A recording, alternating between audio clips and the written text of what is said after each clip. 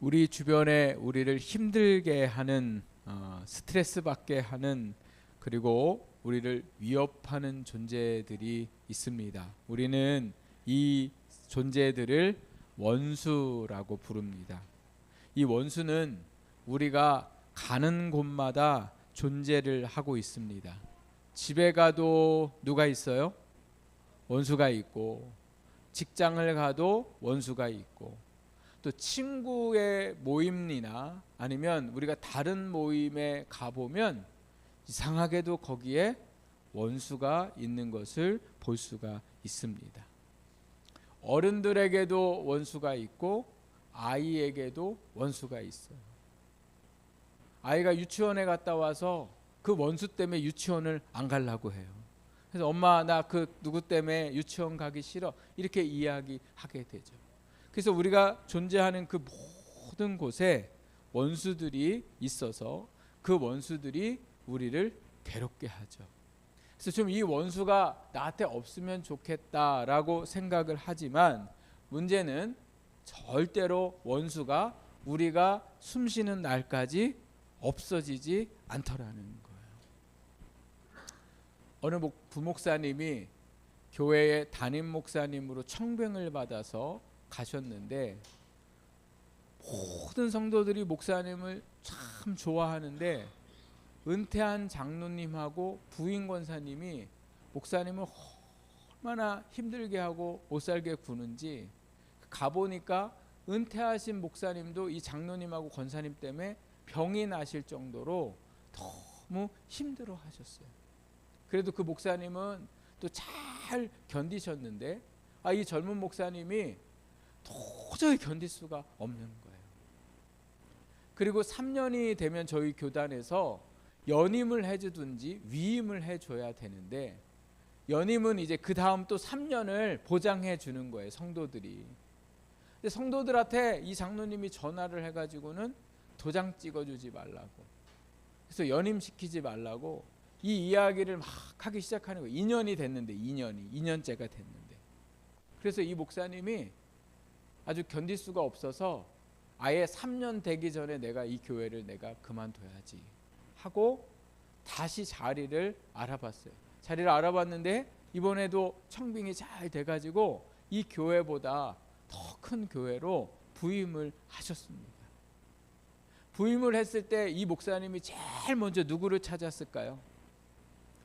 원수가 있나 없나. 너무 힘들어서요. 원수가 있나 없나를 찾았어요. 그랬더니 세상에 원수가 안 보여요. 얼마나 모든 성도들이 다 좋아하고 장로님부터 권사님까지 목사님 하면서 성도들이 너무나 좋아해가지고 야, 이제 나는 이제 마음고생 안 해도 되겠구나, 이제 목회만 열심히 하면 되겠구나, 이런 생각을 했어요. 그리고 6개월을 너무나 행복하게 지냈는데 6개월이 지나니까 안 보이던 원수가 보이기 시작하는데 이번에는 권사 원수가 아주 장로님들도 못 이기는 거예요. 이 권사님은 장로님이 그러지 말라고 해도 교회 대장이에요, 대장. 교회의 대장이 돼서 그럼 그 6개월 동안 왜 가만히 있었냐? 6개월 동안은 목사님이 자기 마음에 들었고 목사님이 또 자기 말대로 잘하는 것 같았는데 6개월쯤 되니까 목사님이 자기 말을 안 듣는 거예요. 뭐 때문에 기분이 나쁘니까 그때부터 이 목사님을 너무 힘들게 해가지고 결국 거기서도 3년을 버티지 못하고 시골에 이제 사람이 아주 적은 데로 가셨어요. 사람이 적은 데로 가면 누가 없을까 봐요. 그나마 원수가 좀 없겠지라고 생각했는데 모르겠어요. 아직 그 소식을 제가 못 들었어요. 시골에 가셔서 지금 어떻게 지내시는지. 그러나 한 명이 있던 두 명이 있던 원수는 항상 존재하는 것이 오늘 우리의 삶이라는 거죠. 그래도 원수 피해서 도망갈 수 있으면 괜찮아요. 우리가 원수가 힘든 이유가 뭐냐? 도망 못 갈 때도 있잖아요. 원수가 같이 사는 남편이면 어떻게 도망가요? 원수가 같이 사는 자식이거나 아니면 원수가 같이 사는 부모님이면 어떻게 도망갈 수 있겠냐요. 못 가요. 그냥 어쩔 수 없이 원수와 함께 뭐 해야 돼요? 살아야 되는 게 우리의 삶인 거죠. 또 직장을 생각해 보세요. 직장 상사가 원수 같은데 월급을 많이 준다던가 아니면 처우가 좋다든가 그러면 그 직장을 쉽게 떠날 수가 없게 되더라는 거예요. 그래서 우리는 좋든 싫든 누구랑 같이 살아야 돼요? 예, 원수랑 같이 살아가야 되더라는 거예요. 교회 안에도 그렇고 교회 밖에도 그렇고 우리가 이 원수 안에 하고 같이 살아가야 되는데 그럼 오늘 우리가 도대체 어떻게 이 원수한테 원수를 갚으며 살 수가 있을까? 원수를 없애든지 어떤 조치를 우리가 취해야 되는데 어떻게 해야 될까? 오늘 하나님께서 주신 말씀을 보면 원수를 어떻게 갚아야 할지를 말씀하고 계시는 것을 보게 됩니다. 요셉이라는 사람이 나오는데 요셉이 지금 누구와 함께 있냐면 원수들과 함께 있어요. 그 원수들이 누구였냐면 요셉의 형들이었습니다.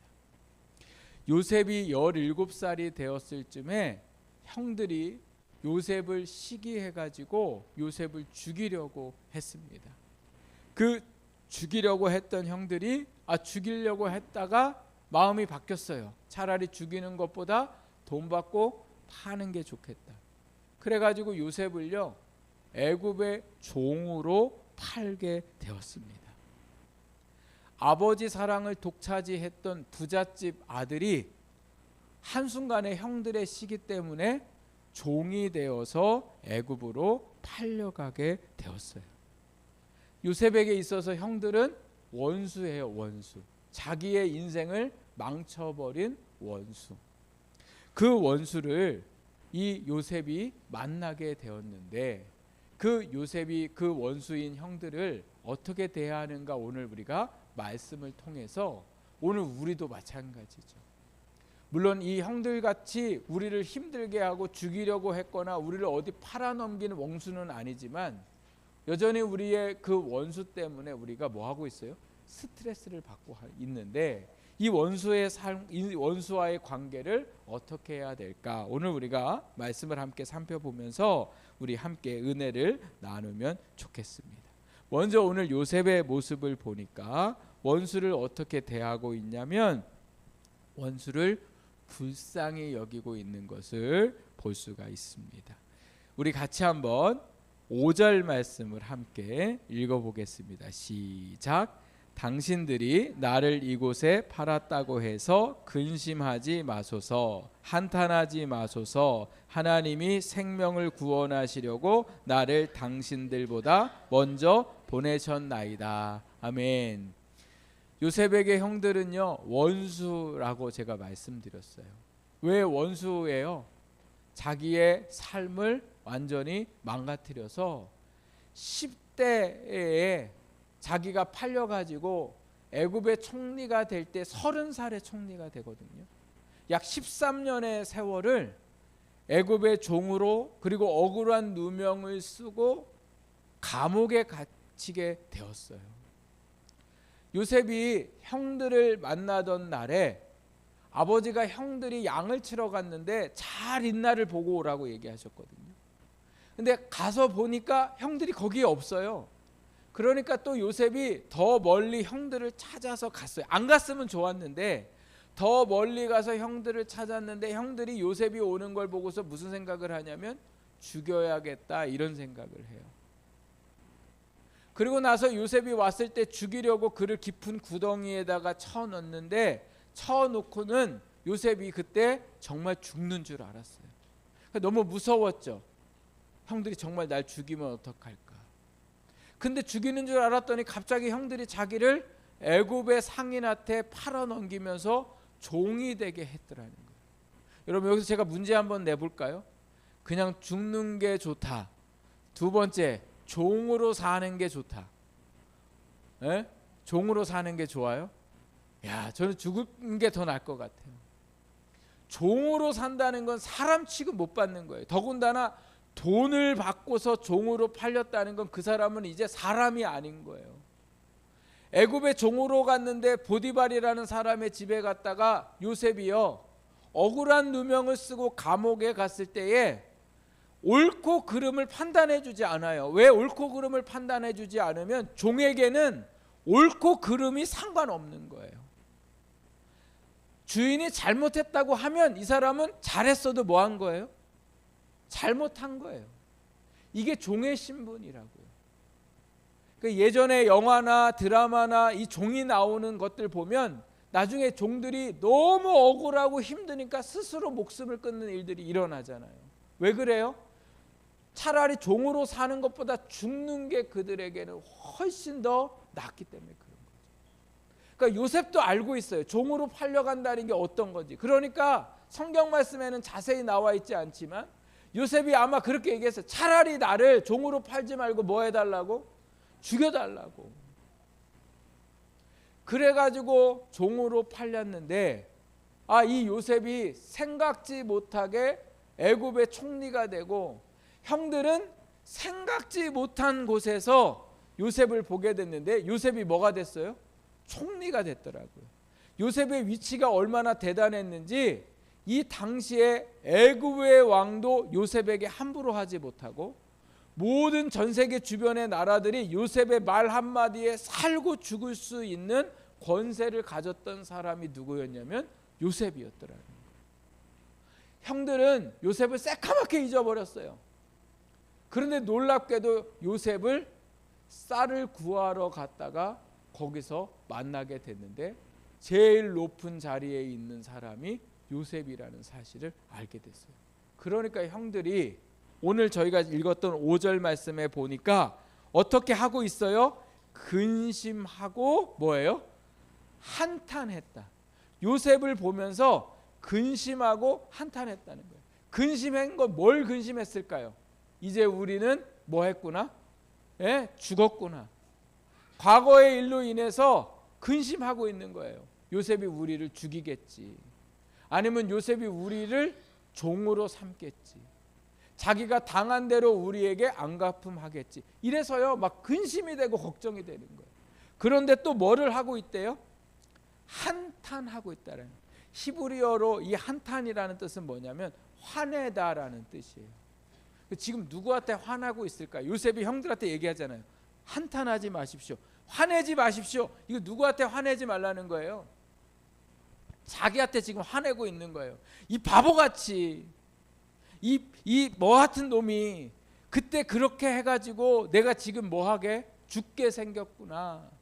그때 내가 요셉이 살려달라고 그럴 때 살려줄 걸 내가 그때 너무 나쁜 마음이어서 그래서 막 자기한테 뭐하고 있는 거예요? 화내고 있는 거예요. 그런 형들을 보고 요셉이 지금 뭐하고 있어요? 위로하고 있어요. 근심하지도 말고 뭐하지도 마라. 한탄에 하지도 마십시오. 죽여도 현찬을 원수들에게 요셉이 지금 뭐하고 있어요? 그들을 불쌍히 여기고 그들을 뭐하고 있어요? 안심시키고 위로하고 있더라는 거예요. 요셉이 자기의 형 원수들에게 어떻게 원수를 갖고 있냐면 그들을 불쌍히 여기고 있어요. 그들을 위로하고 그들을 뭐예요? 걱정하고 있어요. 나한테 이렇게 못되게 했으니 니네 마음고생 좀 해봐야지. 내가 당한 만큼 니네도 뭐예요? 당해야지. 이런 마음이 아니라 요셉이 어떻게 해요? 그 일로 인해서 근심할까 봐 오히려 뭐 하고 있어요? 걱정하고 있고 그들에게 뭐예요? 안심을 시켜주고 있는 것이 바로 요셉의 모습이었습니다. 우리의 가까이 있는 원수의 특징 중에 하나가 뭐냐? 우리를 만만히 본다는 거예요. 그래서 원수들이 자꾸 우리를 만만히 봐가지고 우리를 계속 뭐예요? 힘들게 하죠. 근데 힘들게 하다가 당하는 우리도 가만히 당할 수만 없어서 때로는 그 원수한테 막 뭐라고 그러잖아요. 왜 다른 사람한테는 아무 말도 못하면서 왜 나한테 화를 풀고 왜 나를 힘들게 하냐고. 이게 오늘 우리가 원수를 대할 때의 모습이고 또 그 사람이 원수가 우리에게 행한 대로 우리도 뭐 하려고 해요? 갚아주려고 하는 게 우리의 본래의 모습이에요. 근데 오늘 이 원수들에게 어떻게 하기를 오늘 말씀하고 계세요? 오히려 그들을 더 뭐예요? 걱정해주고 또 오히려 더 그들의 마음을 안정시켜 줄 수 있는 그러한 삶을 살아야 함을 말씀하고 계시더라는 거죠.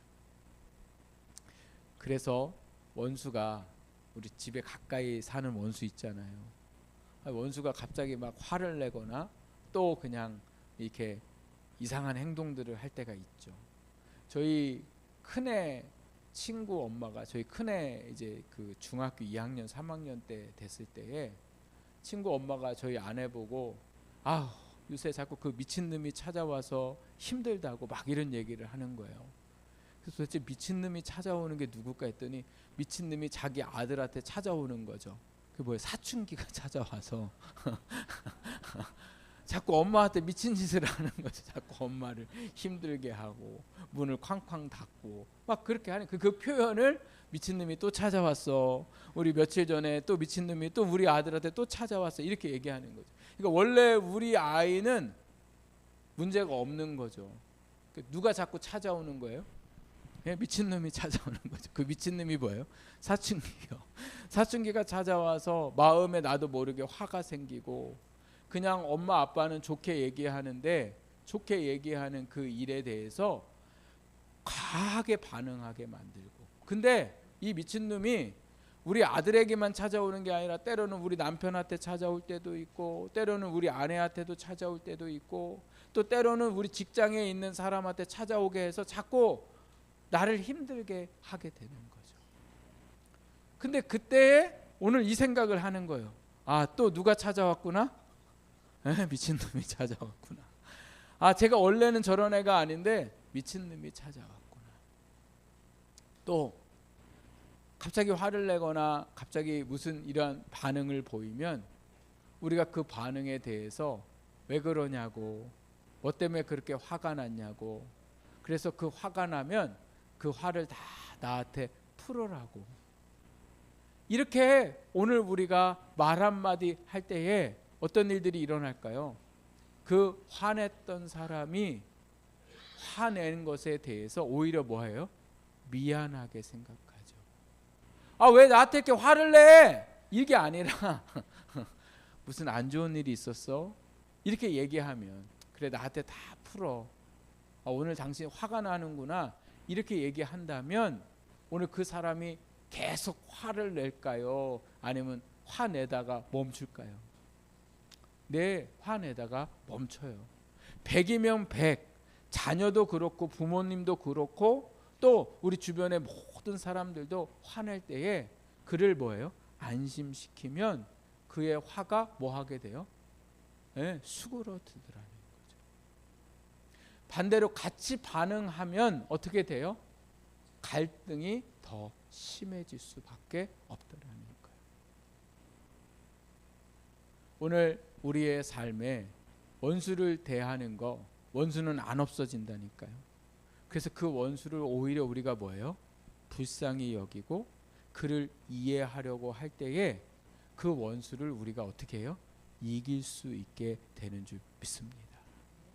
두 번째로 오늘 이 요셉이 이 원수를 어떻게 이기고 있는가 오늘 말씀을 보면 우리 5절부터 그리고 우리 7절 8절 우리 같이 한번 5절 읽고 7절 8절 우리 같이 한번 읽겠습니다. 시작. 당신들이 나를 이곳에 팔았다고 해서 근심하지 마소서 한탄하지 마소서 하나님이 생명을 구원하시려고 나를 당신들보다 먼저 보내셨나이다. 하나님이 큰 구원으로 당신들의 생명을 보존하고 당신들의 후손을 세상에 두시려고 나를 당신들보다 먼저 보내셨나니 그런즉 나를 이리로 보낸 이는 당신들이 아니요 하나님이시라. 하나님이 나를 바로에게로 아버지로 삼으시고 그 온 집의 주로 삼으시며 애굽 온 땅의 통치자로 삼으셨나이다. 아멘. 요셉은 형들 때문에 20대의 모든 삶을 아주 사람 같지 못하게 살았어요. 이 모든 것이 누구 때문에 그래요?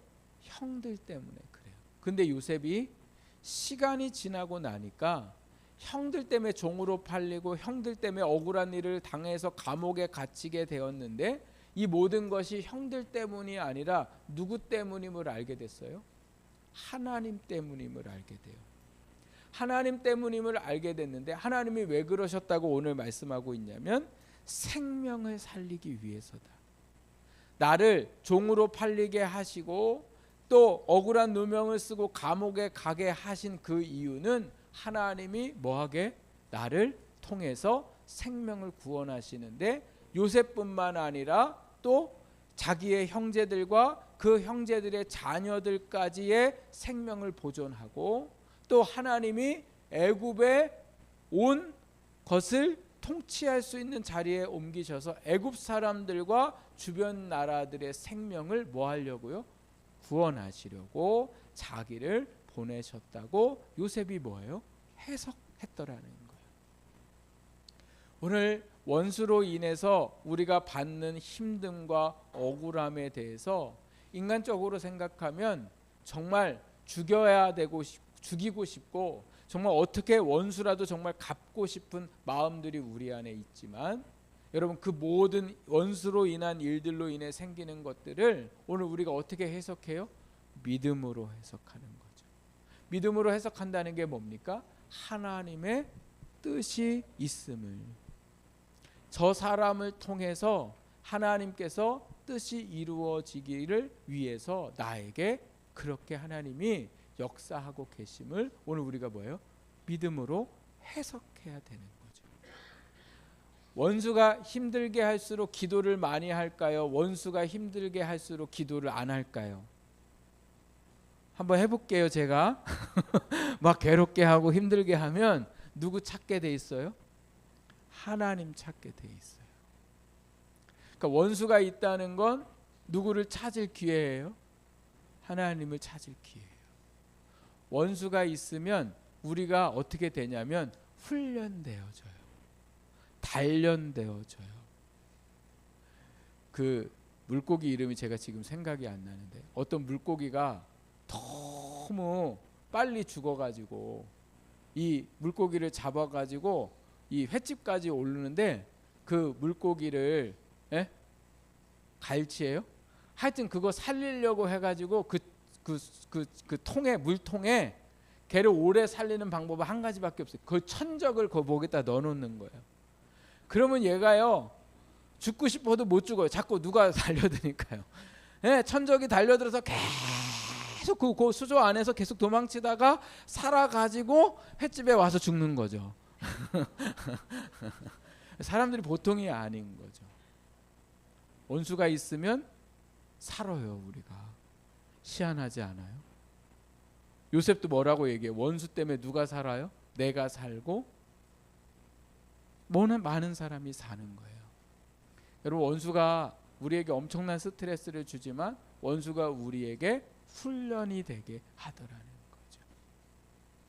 시편이 150편까지 말씀이 있는데 시편을 제일 많이 쓴 사람이 누구냐면 다윗이에요. 다윗이 시편을 왜 이렇게 많이 썼을까요? 다윗처럼 원수가 많았던 사람이 없어요. 다윗의 시편은 다 원수를 향한 거예요. 하나님 내가 죽겠습니다. 그러니까 막 하나님한테 막 찬양도 하고 기도도 하고 막 이렇게 해서 이 시편이 나오게 되었더라는 거예요.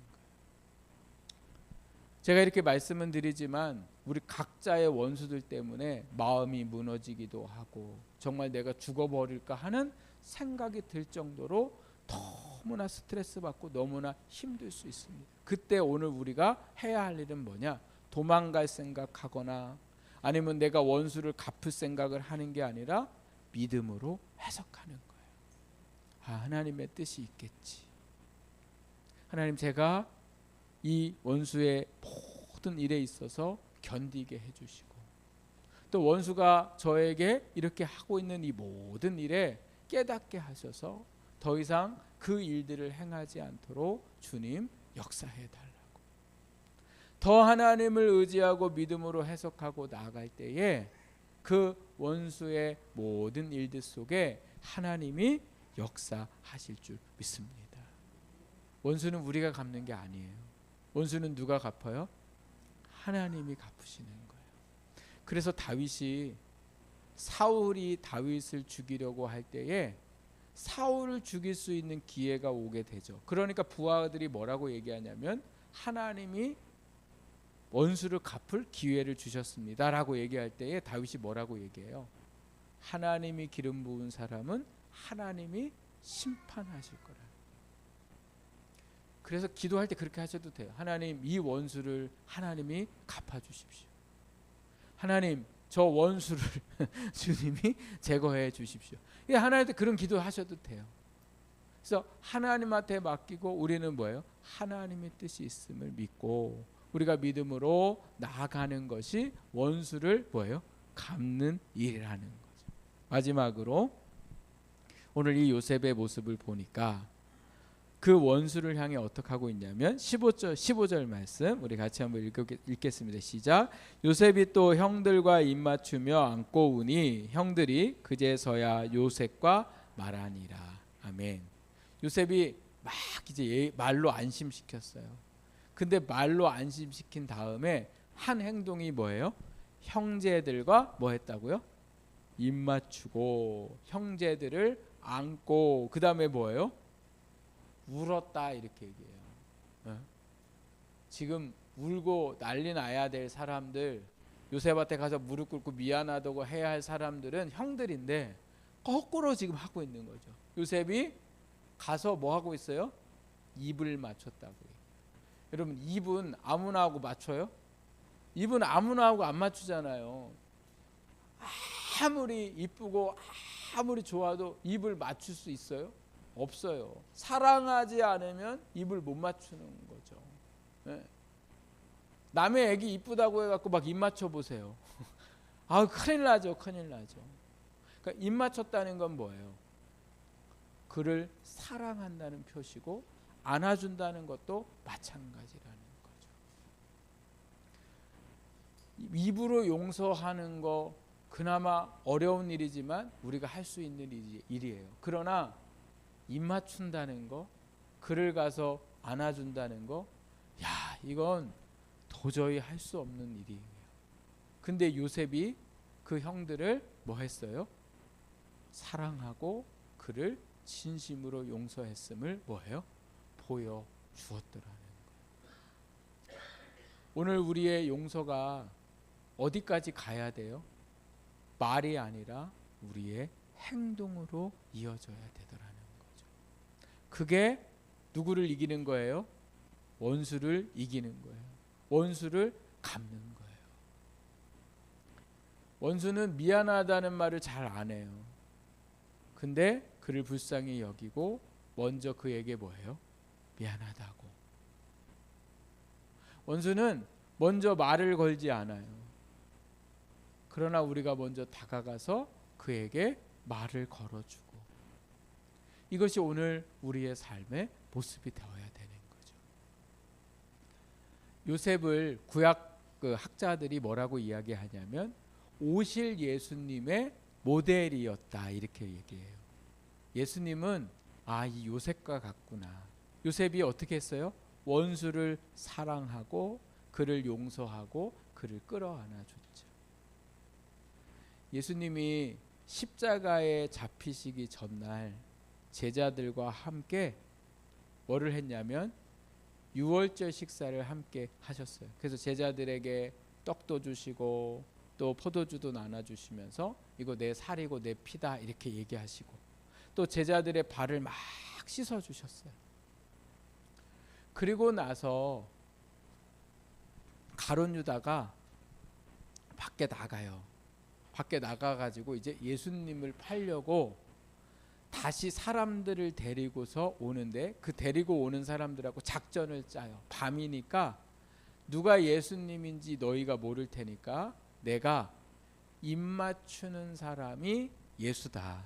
그래서 그를 잡아가라. 이래서 은 20냥 받고는 예수님이라는 거 표시해 주려고 가룟 유다가 밖에 나갔다가 돌아와서는 예수님한테 입 맞춰요. 선생님, 사랑합니다. 근데 예수님이 알고 계실까요? 모르고 계실까요? 가룟 유다는 예수님을 죽이려고 거짓으로 사랑을 표현하면서 입 맞췄는데 예수님은 그걸 알고 계시면서도 여러분 입을 맞추려고 하면 피해야 돼요? 안 피해야 돼요? 피해야죠. 그거 입 맞추는 순간 누가 죽으니까? 내가 죽으니까. 저는 말씀을 볼 때마다 생각을 해요. 이때 입술을 콱 깨물었어야 되는데 이때 예수님이 유다 입술을 콱 깨물었어야지 정신 차리는 건데, 아니면 그냥 얼굴이라도 한 대 그냥 치셨어야지 정신 차리는 거예요. 근데 왜 예수님은 입을 맞추셨을까? 나중에라도 가룟 유다가 깨달았으면 이 마음이시지 않았을까? 저는 그런 생각이 들었어요. 자기는 예수님 죽이려고 입을 맞췄는데 예수님은 나를 죽이는 이 입맞춤인 줄 아시면서도 나한테 입을 맞추셨구나. 나는 예수님 팔려고 입을 맞춘 건데 예수님은 나를 정말로 사랑하셨구나. 그래서 유다가요 나중에 깨달아요. 깨달아서 다시 돈 갖다 주고 예수님 돌려달라고 그러는데 유대 지도자들이 안 돌려주죠. 그러니까 유다가 나중에 너무 괴로워서 어떻게 해요? 스스로 목숨을 끊게 되는 일들이 일어나게 되죠. 목숨을 끊은 건 너무나 잘못된 일이지만 유다가 뭐 했어요? 예수님의 그 입맞춤이 어떠한 입맞춤인지 깨달았더라는 거죠. 오늘 예수님이 유다에게 입맞춤을 하셨듯이 오늘 우리에게도 똑같이 우리를 사랑하시고 우리에게 그 입맞춤을 하신 거죠. 그게 바로 뭐예요? 십자가의 죽음이세요. 우리를 사랑하셔서, 죄인인 우리를 사랑하셔서 우리를 대신하여 십자가에 죽으신 그 예수님의 사랑, 그 예수님의 사랑을 오늘 우리가 깨닫고 정말 죽이고 싶고 때로는 더 이상 보고 싶지 않은 그 원수들에게 오늘 우리가 이제 어떻게 해요? 우리의 몸과 우리의 마음을 표시하셔서 오늘 우리가 그 원수들로 인하여 함께 더불어 살아가게 만드는 오늘 우리의 신앙이 되어야 할 줄 믿습니다. 예수님이 이 땅에 오신 이유는 원수와 원수 사이를 뭐 하시려고요? 막혔던 담을 허시려고, 화평케 하시려고 이곳에 오셨습니다. 그래서 이제 우리가 하나님과 화평케 되고 사람과 화평을 누리며 살아가야 돼요. 오늘 저와 여러분의 이 한 주간의 삶이 정말 사람들과 얽히고 설켜서 싸우고 갈등하고 이러한 한 주가 아니라 그 갈등했던 것들을 풀어내고 또 여러분들로 인하여 관계가 회복되어지는 역사가 있기를 주님이 원하심을 믿고 오늘 우리가 원수를 믿음 안에서 잘 갚아나가는 저와 여러분의 삶이 되기를 주님의 이름으로 축복합니다. 우리 오늘 이 말씀을